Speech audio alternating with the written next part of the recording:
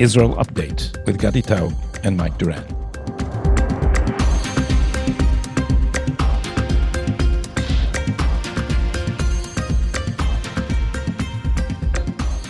Hello and welcome to Tablet's Israel Update. It is now exactly 1 year, 1 month, and 5 days since this war began. I'm Gadi in Tel Aviv, and at the august headquarters of the Washington Bureau of Israel Update, the title is getting longer, Mike, is the director of the Center for Peace and Security in the Middle East. And now there may be even security in the Middle East. We're still looking for a slogan, Mike, and I thought we have a slogan. It's where no one will hear you scream. No. Yeah, that's our unofficial slogan. Our official slogan is as sane as possible under the circumstances. So I have a new suggestion. We can go with "We laughed even under Biden." How's that? No. As sane as possible under the circumstances, because Biden is already old news. That's why. So this show is produced by Yaakov Wilner, and we thought we toyed with the idea of doing a live recording one day, and we wanted to ask you guys if we were, hypothetically speaking, if we were to arrange this, if we were to arrange this in New York, if we could find a place to rent, would you be interested in coming? A live event, a live event, or a live recording of. So we'll do an Israel update, and then whatever, and then Q&A and whatever other stuff one can do on stage. So without further ado, the thing is that would you come, would you pay is the question, because and how much? And this is not a bribe, it's just a ticket. You don't have to secretly pay any of us. Mike, since we are pressed with time because you have to reshape the Middle East policy after we're done, let's get right to the point and start with the headlines. Okay, so Gadi, the Prime Minister's office, that's your Prime Minister, issued a statement about the leaked documents case, and stating that people being investigated are being pressured to implicate Prime Minister Netanyahu in the affair. Quote, "We are greatly pained that they are destroying the lives of young men with baseless claims in order to harm right-wing governance," the statement says. It continues, In a democratic government, people are not detained for 20 days in a basement because of a leak while being prevented from meeting a lawyer for days on end, just in order to extract from them false claims against the Prime Minister. They are, of course, referring to Eli Feldstein, a former staffer of Prime Minister Netanyahu, who has been in detention since October 27th. In another item, Gadi's Strategic Affairs Minister Ron Dermer is currently in the United States. He's there for meetings with both Biden administration and members of the future Trump administration, including President Trump himself. The talks will touch on measures that Israel has taken in response to American demands for a marked increase in the volume of humanitarian aid entering the Gaza Strip. There was, of course, recently an ultimatum presented by Secretary of Defense Lloyd Austin and Secretary of State Antony Blinken, an ultimatum that is due to expire tomorrow, calling for Israel to up the amount of humanitarian aid it delivers to Gaza. And if it doesn't meet those benchmarks, then American military aid to Israel might be suspended. In the third item, Trump's picks to the national security team. There are 3 picks have been announced in the last few days, or they haven't been announced, they've been reported by the media. One is Elise Stefanik, the congresswoman from New York. She will be reportedly Trump's ambassador to the United Nations. Marco Rubio, senator from Florida, will be his Secretary of State. And Mike Waltz, congressman from Florida, will be his national security advisor. And finally, Gadi, significant progress has reportedly been made in talks ahead of a political arrangement in the north that's between Lebanon and Israel. Israel and the United States have exchanged drafts for a ceasefire deal. Meanwhile, U.S. Special Envoy Amos Hochstein exchanged draft proposals with Lebanon's Prime Minister and Parliament Speaker. That's Nabi Berri. Nabi Berri, the Parliament Speaker, is acting as the go-between between the Americans on the one hand and Hezbollah and Iran on the other. Strategic Affairs Minister Ron Dermer is in Washington, as I mentioned, and of course he's going to be talking to the Biden administration about that issue as well. Over to you, Gadi. Yeah, so let's start with the Prime Minister. The statement that you read issued from his office, and also a video that he released in which he makes the message even sharper, and portraying these investigations as a political hit job, which I said last time here, I think it is. And maybe, Mike, we have something to gain, not only in comparing this with the Netanyahu cases that are now in trial, but also with what happened in the United States. So clearly, the Prime Minister, when he talks about someone held in detention only to extract from them something against the Prime Minister, he's referring to the abundant use of state witnesses in the cases against Netanyahu. In fact, the cases against Netanyahu stand only on state witnesses on which pressure was applied. People were held in very difficult conditions, sometimes with flea-infested cells, in order for them to bring incriminating information against Netanyahu. And we know specifically that police investigators said to them, bring us something about or against Netanyahu.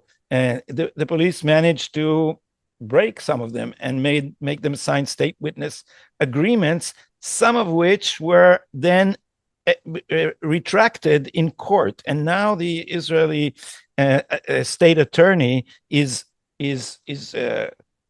chasing is not the word, is going after one of these state witnesses for basically saying that the whatever he said was extracted under pressure. He didn't exactly say that, but he tried to maneuver away from what he said. So now they've got someone connected with Netanyahu, and he's held by Shabak, by the Secret Security Service. And people are saying, this is not police.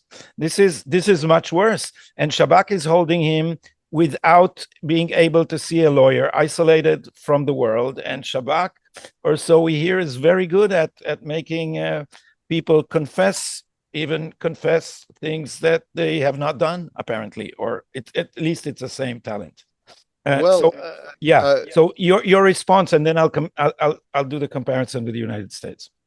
My response is, it looks like I was wrong. I think I probably got it wrong this time, because I said I thought this was going to blow over, but it seems to be boiling up. But I have to admit, I don't understand what's going on. Why now? Why over this issue? I feel like there's some piece of this that I just don't understand, that is missing, that I don't know. First, so I'm not going to pretend that I know, but I can speculate. And the thing is that there is a blame game going on, and I think that the head of Shabak, Ronen Bar, and the IDF chief of staff, Herzi Halevi, are worried about their responsibility for what happened on the night between the 6th and 7th of October. So as I said, they did not wake the Prime Minister up. They had raw intelligence that night, some of it indicating a looming attack, and they decided it was not serious enough to wake up the Prime Minister, not serious enough to mobilize the army, and they decided to go to bed and reconvene at 8 o'clock in the morning. Now the leak has to do with raw intelligence, and someone which they are trying now to connect with the Prime Minister has tried to convey raw intelligence to the prime minister, and not for the first time, people inside intelligence have tried to bypass their commanders and tell the prime minister there are things that he does not know. This is ironically one of the lessons of the Yom Kippur War. And I personally know a guy who bypassed the whole chain of command. He was a friend of my father, Aviezer. I forget the name now. And he called Golda Meir up and he said, "Look, whatever they're telling," he was a captain or just a major, and he called the prime minister and said, "Look, the command, what they're telling you is wrong. There's going to be a war." And of course they couldn't punish him after the war. So now they're trying to say that someone is stealing documents and bringing them to the prime minister's office, which implies that there is something the prime minister is not supposed to see, right? So Okay. that's Well, strange. I read an article yesterday quickly by Ronen Bergman. How do you say it? Bergman, you say Bergman, yeah. Bergman, Ronen Bergman in Yediot, which I totally did not understand. It was a deep dive into this whole issue, designed to make it all very clear to me. Maybe if I sat on it a little, put a little more thought into it, I could understand it. But what he seemed to be saying, and I'm hesitant here because I don't want to, in my own confusion, pass on a lot of misinformation. What he seemed to be saying is that this is a fight between Netanyahu and Ronen Bar and Herzl Levi about the responsibility for October 7th, and that Netanyahu, the raw intelligence was a review afterwards, because Netanyahu is preparing the case against the security establishment and doctoring records. This is part of the claim that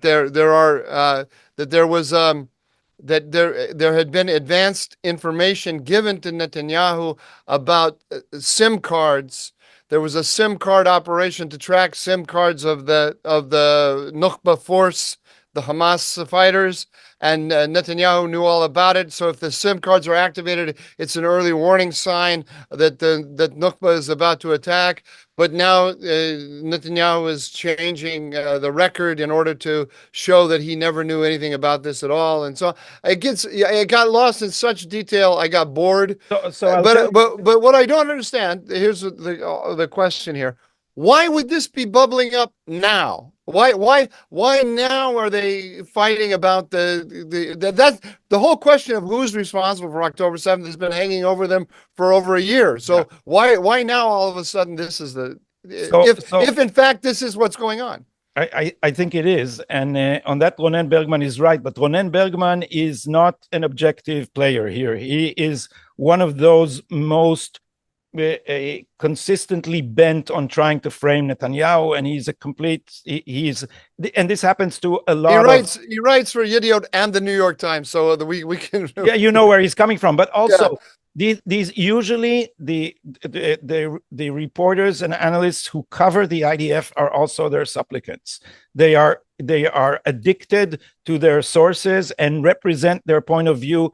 And Ronen Bergman is one of the worst in that respect, because he's a political activist basically in this. And a lot of journalists are. He also just, sorry to add one more thing. He also writes about intelligence, and you can hide a lot of nonsense behind a super top secret information that nobody knows except the people who are leaking to you, so you can say anything you want basically. So Ronen Bergman is not to be trusted as an objective journalist. And the thing with the SIM cards, it's not going to work.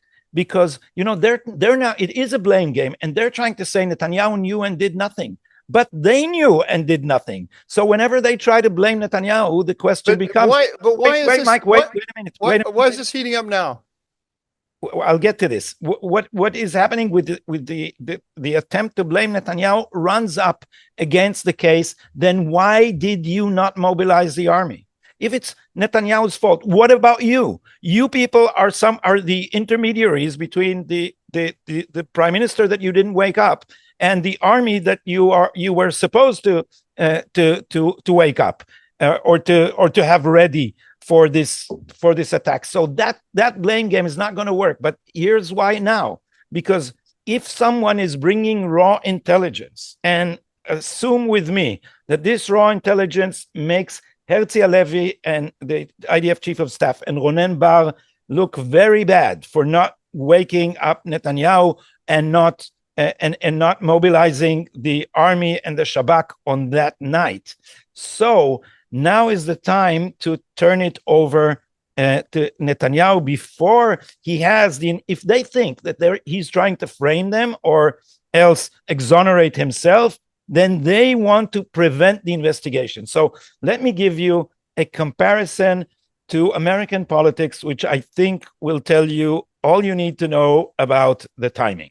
So here's a brief summary of the attempt to turn an investigation against Donald Trump in his first administration. So I'm relying on you, Mike. You were among the first to understand what the Russian hoax was about, and I still give my student the piece you wrote in National Review. So it all began with them cheating, with the FBI cheating the FISA courts in order to penetrate Trump's campaign through Carter Page's phone and computer. Everyone, I assume everyone watching this at least remembers what that was about. No, a lot of people are not going to know what but anyway, but we get the general idea. So they started an investigation in order to have authorities to go collect more information about things that are not really part of the investigation. So the excuse was bogus, and the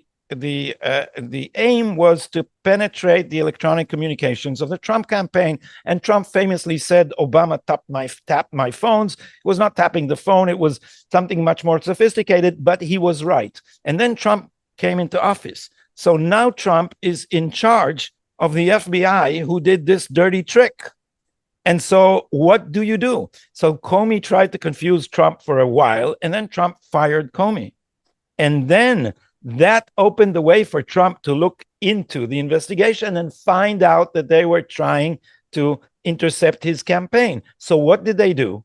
Open an investigation against Trump over the same hoax so that he cannot find out what was really going on underneath. And this is what I think Shabak is trying to do, because Shabak is now preventing the Prime Minister's office for gaining access to their faux pas, to their mishandling of the whole affair, because now Netanyahu will be under investigation.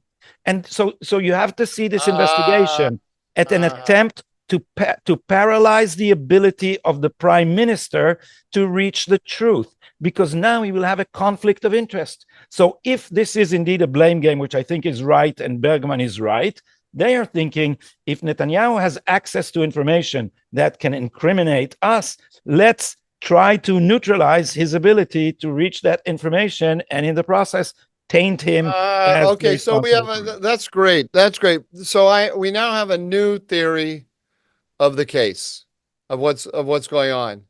And the theory is that people on Netanyahu's staff were combing through the records, past records. I'll just correct you in one small detail. It's not exactly people in Netanyahu's staff. There's a connection that they're not exactly. It's not a Netanyahu staffer, and what they're trying to establish is that Netanyahu sent that guy, and it's not clear that he did. All right, so let's put it another way. What they're doing is they are starting a wide investigation of Netanyahu's office, which will prevent Netanyahu's office from investigating the records in general, because it will be it will be wrapped up in an ongoing investigation, and they will be implicated as possible suspects in the investigation, and so they'll be immobilized with regard to that question. That's what you're saying, basically, right? Yeah. Let me add one thing just that I always find interesting and people miss about this, about the Russiagate thing, and I think it may apply here as well. One of the purposes of the Russiagate investigation was to validate the dossier in the media. The purpose of the investigation was to create the media stories about the investigation in order to delegitimate Trump. So they went and they distributed among reporters this incredibly ridiculous dossier, and then they opened up the Steele dossier. Then they opened up the investigation and leaked to the reporters that there was an investigation. And the reporters then connect up the dots between the investigation and the dossier. And then when they haul these guys, the FBI guys before Congress and elsewhere and say, you were investigating the dossier, they say, no. The dossier never had anything to do with it. But of course it did. It had everything to do with it. Although maybe the reasons that they gave in their own internal processes as to why they're opening the investigation were not directly tied to the dossier. But in other words, all along it was an information operation, and that may be part of the thing here.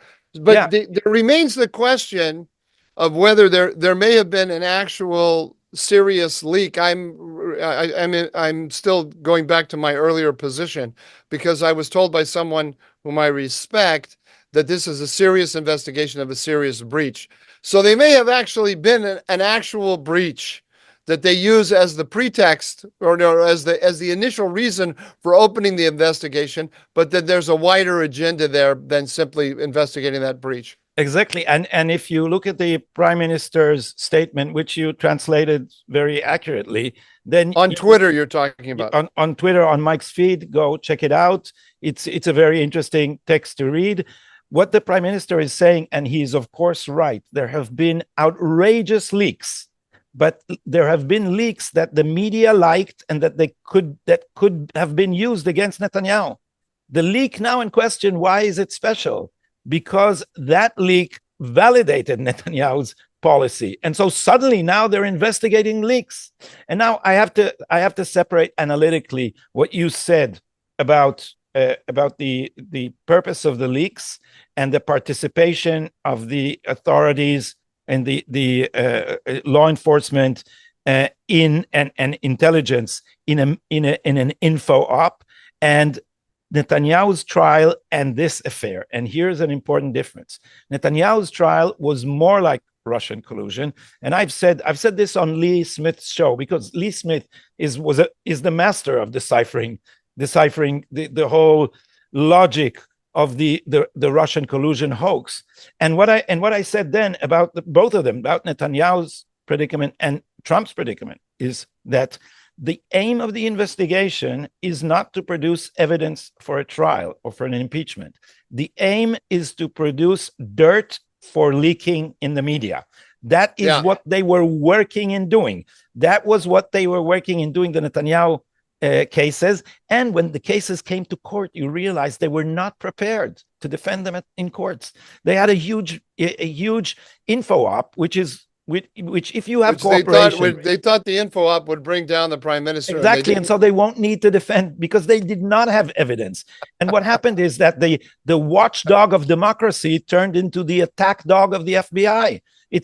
Leaks have been turned on their heads. It's not a whistleblower somewhere. It's an alliance, a dangerous alliance between the media and law enforcement in order to crush civil rights, in order to make a case against a politician that he cannot answer, because in court there's an adversarial procedure and you get the evidence. But when Trump was sitting there, and every night this it was not Jerry Nadler, it was what's his name? Adam Schiff. Adam Schiff was supplying bombshells to the media. Trump didn't have the information to defend himself with. Adam Schiff, who's now a senator from California. Regrettably.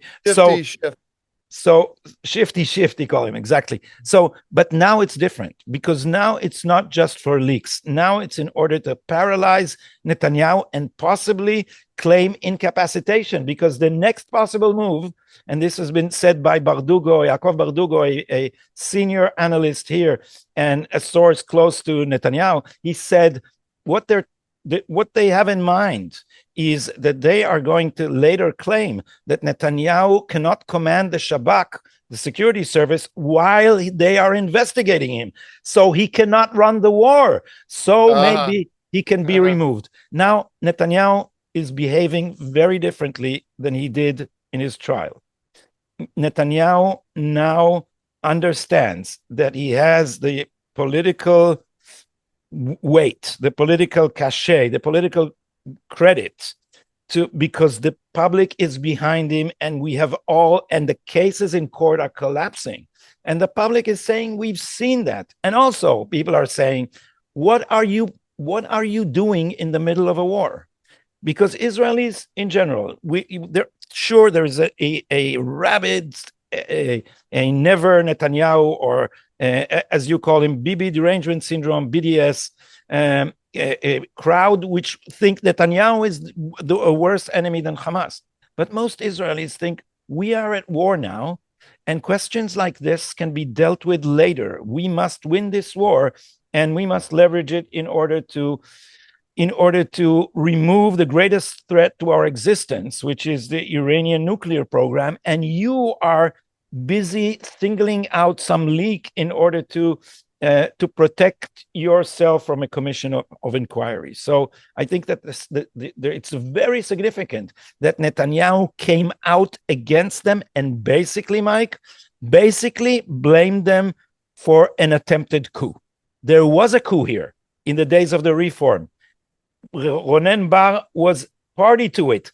I'm exaggerating. It was a suggested coup. These people in the security establishment refused to say that in case of a constitutional crisis, they will obey the prime minister. And so he then backed off the reform. But now it's a different situation. It's a man with a mission, and Israelis are behind that mission. And people like Ronen Bar and Herzi Halevi, the chief of the IDF, were ready to surrender and leave Hamas in power and bend to American pressure. And Netanyahu stood fast, and Israelis appreciated that, and they're not going to be able publicly to take him down, is my guess. This is one of the things that frustrated me about his statement. I would encourage everyone, go on my Twitter feed and read the statement by Netanyahu. One of the things that frustrated me about it is that he just made a lot of insinuations without actually explaining anything. So he said, you people of Israel, you understand this is a campaign. It's a hunting expedition, and it is timed and orchestrated. But he doesn't explain who exactly is orchestrating and timed for what. But he does also suggest that the goal is to force capitulation in the war. So he doesn't tie it to the October 7th investigation. So I've taken your explanation is very enlightening, and I'm taking it as a hypothesis of what's going on. But if somebody asks me what's going on, Mike, I still don't know. There's a lot of murkiness here. But it fits so nicely with your theory of what is going on. Because because you have been saying that the Americans, the press, the Israeli left, and some of the brass in the military and the Shabak are all in cahoots in order to stop the war. So it could be that that when timed and orchestrated, by whom and timed to what, we don't know. Orchestrated by whom and timed by what to what, we don't know. But it could be that the election of Trump is really part of the issue here. I don't know. But and they're getting worried about what the opponents of Netanyahu are getting a little desperate now that they see that Trump and Netanyahu are going to get along pretty well, and much better than Biden and Trump. I don't know though. Biden and Netanyahu. Biden and Netanyahu. I still like to have. I don't like to go. I don't like to go to theory, and I don't like to be a political hack and just interpret everything as conspiracy against the people that I think are doing a good job. So I'm going to remain skeptical. You just called me a hack. Even I didn't. Never. I would never say that. Good. I would never say that. I'm relieved. I insinuated that you were a hack. I would never say it openly. That would be wrong, because But my you're like Netanyahu. Yeah. my You're just no, insinuating. no, you know what I mean. You share the same thing I do. I think you don't want to be just a drone, an ideological Yeah. drone. Is that what you want to be? You don't want to be that. No, but I think, I think that the we can't always be threatened by someone who will say conspiracy theory, because there are some conspiracies, and then when they are so when they seem to be coalescing, I think it's part of our jobs to connect the theoretical dots. And in this case, I know for a fact, or at least this is how I think of this society, in American society too, that daylight is a disinfectant here. And the fact that Netanyahu is saying this, and that some of us in the press are behind him, because the press here, Mike, is like the press in the United States. It's a chorus designed to serve a political interest, and therefore we who are not in the chorus, it is partly our job to say, there are dots here that are still hypothetical, but if you see the dots that we do have, there is 20% more dots that can possibly connect. The danger you fall into, and I'm very much aware of this, because I do believe that conspiracies exist. They happen. And I think that the Russiagate accusations against Trump were a conspiracy. And I think I can spell it out. And a lot of people have done. You mentioned Lee Smith. But the article I wrote originally, I think that connected a lot of dots. It was called The Real Collusion Story, and I recommend it. It's on National Review. Yeah, the world has moved on since then. But anyway, thank you. But there was evidence to connect up these dots. And by the way, I think I've been vindicated in this, because nobody's talking about this anymore. And the whole what's his name investigation, Mueller investigation delivered nothing on this. But anyway, the thing is, I noticed what happened with a part of the Trump base and people that I know very well, which is because there was a conspiracy, they start to see everything as a conspiracy, and they start to view the world through the lens of conspiracy. And that is very dangerous. So I have somebody ask in the comments what Mike needs to explain why he's so reluctant to go down the road of see the obvious on this leak scandal. And it's precisely for this reason. I know people now who never fail, Gadi, to connect up 117% of the dots. So I try to remain intellectually rigorous, and refuse to run to the conspiracy first. It has to be proven, and I want a pretty high bar of evidence in order to prove it. Because there's a lot of other explanations for things that go on, and people miss them once they start seeing things conspiratorially. Another thing, it's 17% is exactly the Israeli VAT. Are you in any kind of cooperation with the tax authorities, Mike? Am I connecting the right dots here? I'm sure you are. I just wish I could see some of the benefits from my cooperation with the tax authority. There's something else about a philosophy of life. I notice at 62 years of age, something happens to men right around the age 50 to 55. A lot of them stop thinking. There's one set of people that just sort of check out of life. They just go into a kind of they're really, even they're retired or not retired. They're really in a holding pattern.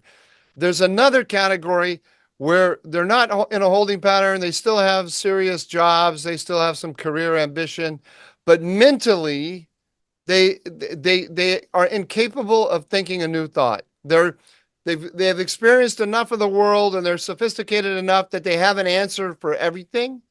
Talking to them is really kind of boring, because if you bring up subject A, you're pressing the play button, and you're gonna get the tape on subject A. You're gonna get the tape on subject B, subject C, subject D. I it's very important to me. When I'm 80 years old, I want to still be capable of being surprised, right? This is very important. So buckle up and stay on Israel Update, and I promise to surprise you, Mike, Okay. in the future. Okay, let's move on to the appointments, because here in Israel, that was a major thing with the media, that they, in their rush to support Kamala Harris, and it's a perversion that needs to be mentioned, at least, because their hope, they don't see Iran, Mike. They don't see our point of view. The media here sees only the two-state solution, and they think that this is the only way to save Israel. And so what they're waiting for is a president who will impose this on Israel, and Trump is obviously not. So they were in mourning, but they also tried to convince us that Trump has moved on Israel and is going to be bad with Israel. And you will see through his appointments that there will be the Tucker Carlsons and not the David Friedmans. So are they now disproven? Largely yes, although we have to admit that the Tucker Carlson wing of the Trump Republican Party exists.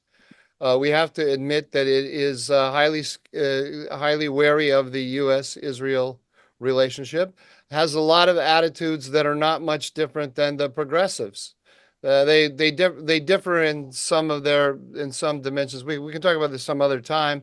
And there was a scare that went through the pro-Israel community when Trump put out his tweet or his posting on Truth Social, saying that Nikki Haley and Mike Pompeo would not be part of his administration. Yep. Nikki Haley and Mike Pompeo were widely, sorry? They're both very strongly pro-Israeli. Very strongly pro-Israel. And there's another dimension to this, which some Israeli viewers may not have seen, which is that Tucker Carlson has been launching a campaign against them, and came out. I don't know when he came out with it, but I saw it just the day before Trump made his posting. Carlson there was a clip of his going around social media, calling Mike Pompeo a war criminal. He's a war criminal, Gadi. And just one of the most despicable human beings ever. And then the next day, Trump distanced himself from Mike Pompeo. Of course, Nikki Haley as well. Also, Carlson did a long interview with Bridge Colby, and Carlson is clearly flacking for Colby to get a big job. And Colby wants to downgrade Europe and the Middle East in favor of upgrading East Asia. We don't need to go too deeply into his ideas. I think that they are bad ideas, but he is on the record, Colby, for trying to find an accommodation with Iran, exactly like the progressives want to do. Colby is reportedly good friends with, or has the support of Don Jr., and what people are saying, the rumor mill says that Donald Trump Jr. is the one. Oh, I'm sorry. Bridge Colby has good relations with Donald Trump Jr. and also reportedly with J.D. Vance, the vice president, and that he has influence. And he and Vance have similar ideas, and that they both of them get strong support from Donald Trump Jr. It was the story being told is that it was Donald Trump Jr. who convinced the president to choose J.D. Vance over Marco Rubio for vice president, et cetera, et cetera, et cetera. So fear went through the pro-Israel circles that Trump was going uber MAGA, restraintist, isolationist. And then he turned around and got Elise Stefanik, Marco Rubio, and Mike Waltz, all of whom have a stellar record on Israel. They all have a stellar record on Iran. And I think that there's not much to worry about there. But Trump will straddle the let's call them, for lack of a better word, the Iran hawk crowd, of which I am part, and the restraintist crowd. He's going to straddle them. That's his coalition. Those are his voters. It turns out, Gadi, that Donald Trump is actually a very good and intelligent politician. And that the left convinced themselves since 2016 that his election was a fluke, that he's not an intelligent person, that he doesn't know what he's doing, and so on. He's an excellent politician. He's maybe even a great politician. He's put together a coalition that the likes of which we haven't seen in the United States for many, many, many decades. That requires maybe a Obama, but political since imagination. Reagan. Since Reagan. Since Reagan. It's Yeah. yeah. So anyway, he's gonna remain a good politician, which means that he's not going to simply be following policies that the people like me want to see all the time. I think that that's a given. Yeah, I think also that Israelis are confusing a good president for Israel with unconditional support for Israel. It's not the same thing. And I've said here on the media, I was never worried that Trump would turn his back on Israel because I think Trump has figured out the Middle East in his first administration. And usually that's the best guide to the next administration. And I don't think he will turn around and suddenly see Iran as the solution to the puzzle rather than the problem in the Middle East. I'm not just saying, they tried to kill him. They've got it. I was gonna say, especially when they've twice tried to kill him and tried to kill senior members of his administration. That doesn't endear you. In my experience, it doesn't endear you to a country. But also, and I also said this here, is that the most important thing to look for in Israeli terms is not the question what the attitude of the president would be towards Israel, although that's very important. But the most important thing is what his attitude will be towards Iran. This is the existential question. And if there is a president that will be, if you don't mind my saying, dour towards Israel and tough on Iran, I'd much rather have that than a loving president who would also be accommodating to Iran. So in these terms, honestly, Mike, I was never worried that we should expect any serious danger from a Trump administration. I agree with you 100%. My favorite president on Israel is Richard Nixon. And Richard Nixon was the most pro-Israel president, in my view. And I wrote an article last year. And that was not love. He was, he was not. No love. And, when I hear those tapes, I hear those tapes of him talking to H.R. Haldeman, and he's saying, Bud, let me tell you about the Jews. You can't trust them. They give them half a chance, they'll stab you in the back. I just snicker. I just giggle. He's my favorite anti-Semite after Erdogan. He's my favorite. I think he's my favorite anti-Semite ever. But we also should say to our now shocked viewers that Nixon and Kissinger together orchestrated the expulsion of the Soviet Union from the Middle East and removed a threat from our neck. Why are you you do not agree with this statement?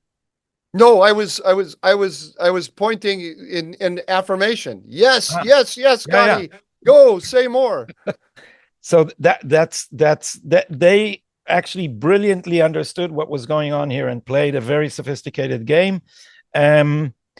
So, Mike, since our time is running out and we still have one more topic to analyze. The topic to analyze is the ceasefire talks, or the Israelis aren't calling it ceasefire; they're talking about it as their arrangement. The arrangement in Lebanon. I'll just quickly lay out what it is and what the problem is. Is that all right with you? Sure. The idea is that the Hochstein is negotiating with Hezbollah and the Iranians in the form of Nabi Berri, the Speaker of the House. The fiction is he's negotiating with the state of Lebanon and the Israelis. And what's going to happen is there will be an expansion of 1701, of UN Security Council Resolution 1701, which was issued after the 2006 Israeli Hezbollah war. And 1701 put UNIFIL south of the Litani, called for everything south of the Litani River in Lebanon to be demilitarized. Of course, that never happened. Hezbollah grew into a huge monster in South Lebanon, right under the noses of the United Nations interim force in Lebanon, UNIFIL. So now we're told that UNIFIL is going to become expanded. Maybe the French are going to, maybe, I'm sorry, not the French. Yes, maybe the French and maybe the British are going to take part in it, and they are going to actually oversee the demilitarization of South Lebanon. This is not going to happen, Gadi. No, there's no force on earth other than the IDF that is willing to point its guns at Hezbollah and say, dismantle that position. So, but this is the fiction that the Americans have created, and the Israelis are going along with it. What the Israelis are asking for are two things, and they say that this is going to be enough. They're suggesting, the government is suggesting that this will be enough for it.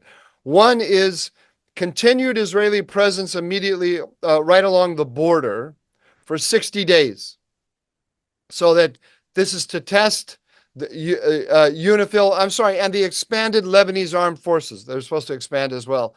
And this is to test to see whether the southern Lebanon will actually be dismantled. And if it is, then Israel will withdraw after the 60 days.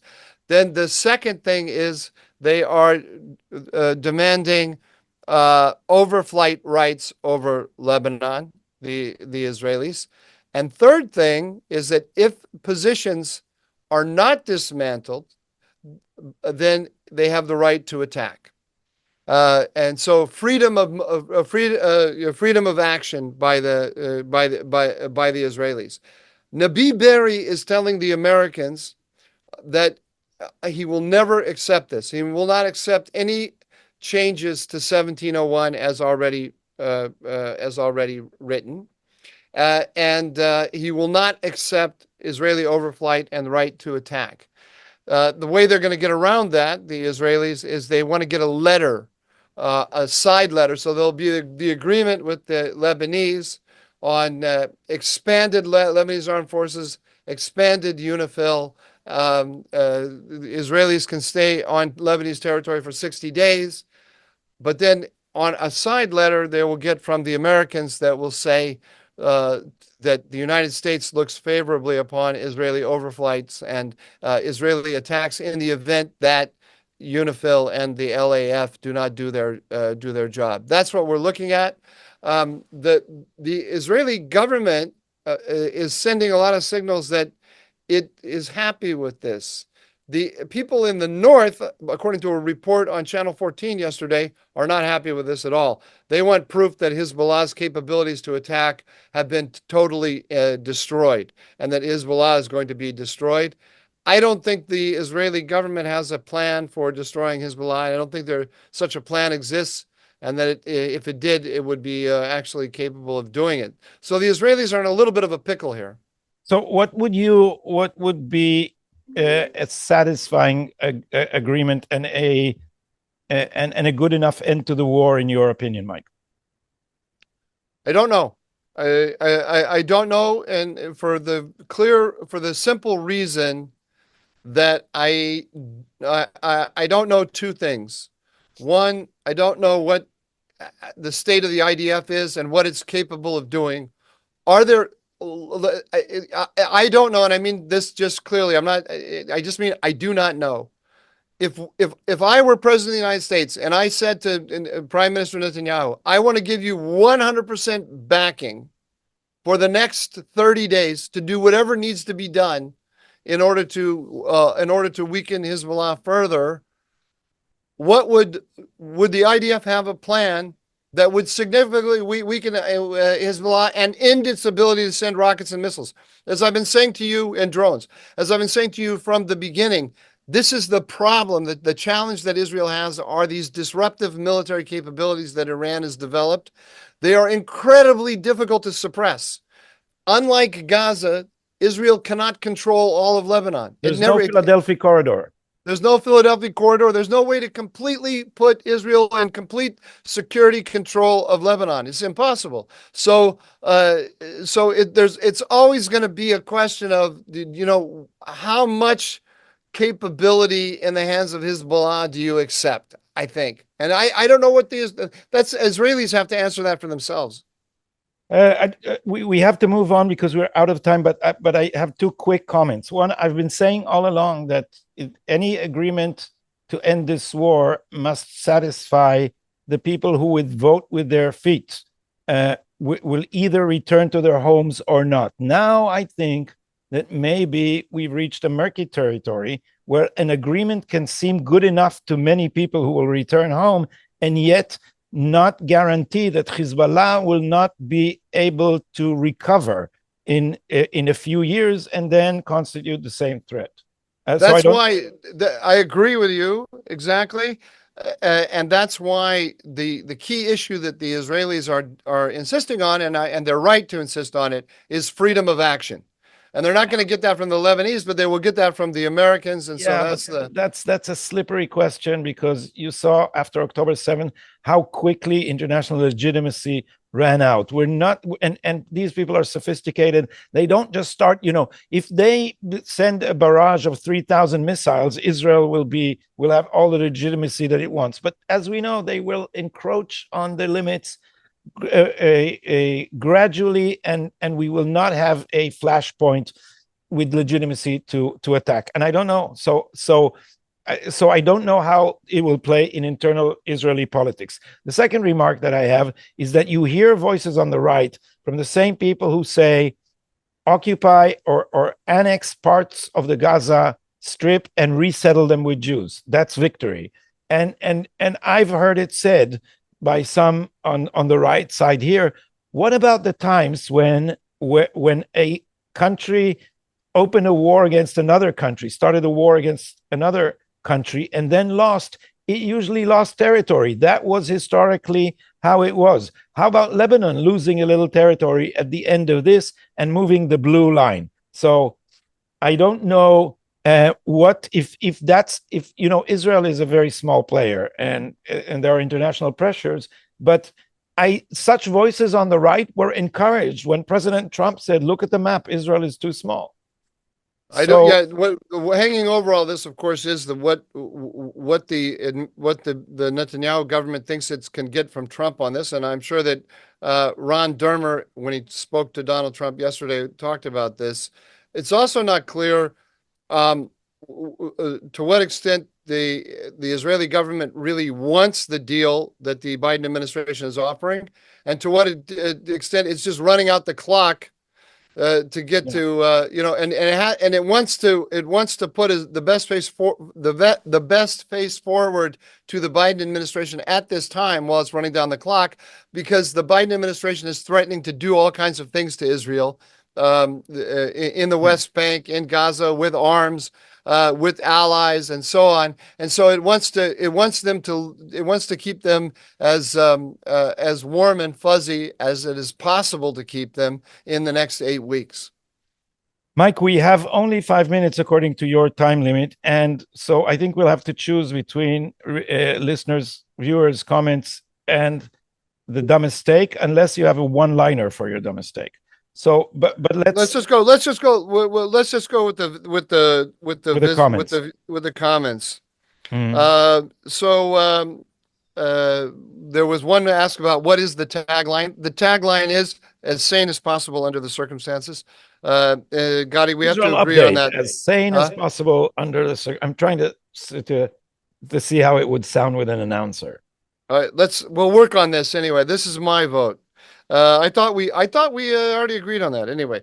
And then here, I love this one because it's usually the opposite.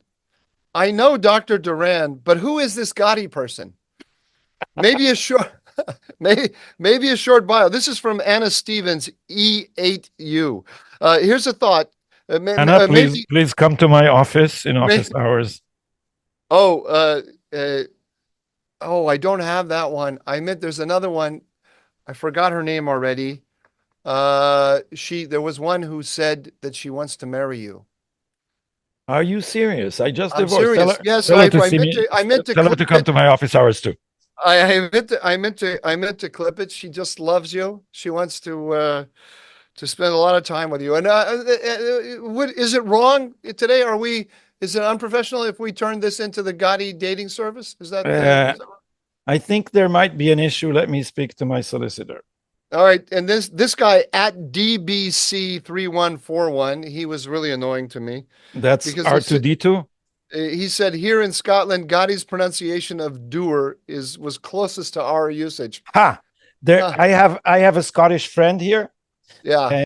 I'll call her A, and she Yeah. also texted me and said, "You are right on the pronunciation. That's how we do it in Scotland." And so when I saw that comment that you just mentioned, I said, "A." I won't mention her name here. I don't sure if she won't want it. And I said, "Is this you also on the comment?" She said, "No, it's another Scots guy." There were actually several people who pointed this out. It was very embarrassing to me because I don't jump in and correct you very often. And so the one time I did it on the wrong issue. So it was doer, and you said it should be Dower. dower, like But dower. you should always listen to me.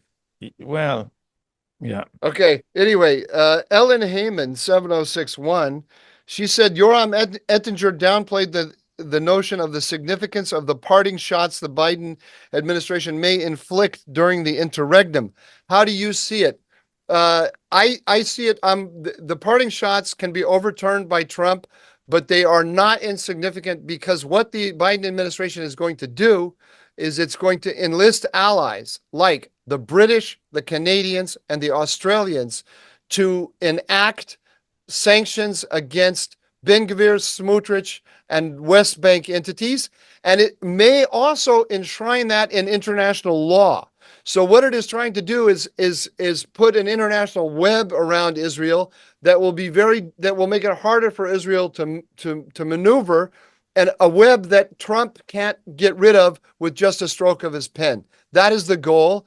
We'll see whether they do it or not, but I think it's serious. Israel's had lots of UN resolutions by enemies, including UN Resolution 2334, and this will not destroy the Jewish state, but these things build over time, and we need to fight them. There's somebody asked here. We don't have time for this. What is the alter? This is at Sky Glitch Galaxy. I like that name.